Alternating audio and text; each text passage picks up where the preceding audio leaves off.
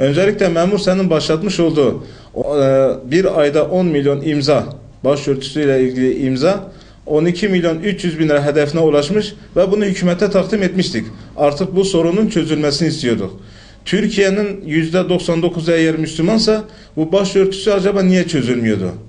En son yaşanan Merve Kabakçı skandalıyla ortaokullarda, ilköğretimde, liselerde, üniversitelerde yaşanan başörtüsü skandalı, bunları hep ülkeyi germek için kullanılan derin devletin oyuncağı haline gelmişti. Ama elhamdülillah memur senin başlattığı 10 milyon imza kampanyasının sayesinde buna destek veren başta derneklerimiz, STK'larımız olmak üzere hepsine sonsuz teşekkür ediyoruz ve bu amacına ulaşmıştır bir nevi.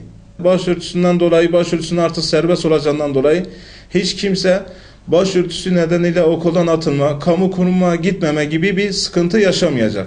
Yani 28 Şubat'ın mağdurları da aynı zamanda işe alındı. Andımızın kaldırılmasında gerçekten de bu bölge halkı için atılmış en büyük adımdır. Her sabah öğrencilerimize, çocuklarımıza bir enjekte edilmiş gibi işte ne mutlu Türk'üm diyene.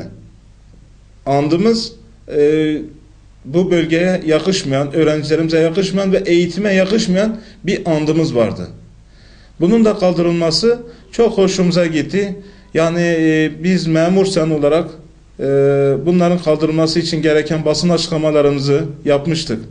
Basınla ilgili paylaşımlarda bulunmuştuk. Her zaman bu iki konu hakkında gerçekten sıkıntılarımızı bildirmiştik ve elhamdülillah Allah'a şükürler olsun ki bu iki sorunun da kaldırılması bizi rahatlattı. En azından bundan sonra öğrencilerimiz okullara rahatça, başörtülü girebiliyorlar. Artık kılık kıyafet denen bir yönetmenin kaldırılması hoşumuza gitti. Yani devletin belirlediği yok etek boyu, yok bıyık, sakal, yok faol, yok kravat, yok gibi şeylerden en azından çok şükür bunlardan kurtulmuş bulunmaktayız.